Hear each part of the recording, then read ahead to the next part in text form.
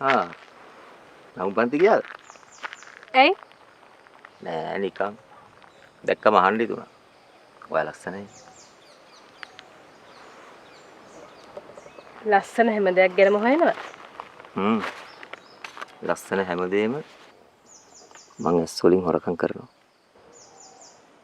ඇස් වලින් විතරම දොරකම් කරන්නේ? අන්න ඉතින් නංගිට කවුරු හරි පචමල්ලක් හලලා. ඉතිසියාව. මම මේ පාරේ ඡන්ද ඉල්ලනවනේ. ඒකයි. අනික ඉතින් අපිට හොරු කිව්වට ඔප්පු කරපු දෙයක් නෑනේ.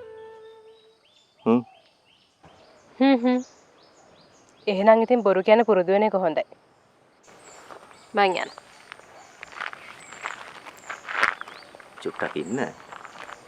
මම ඔයාව ගිහින් දාන්නම්. අපි මෙතන පොඩ්ඩක් කතා කරගෙන ඉඳලා යමු. අම්මා දැනගත්තොත් විනාසයි.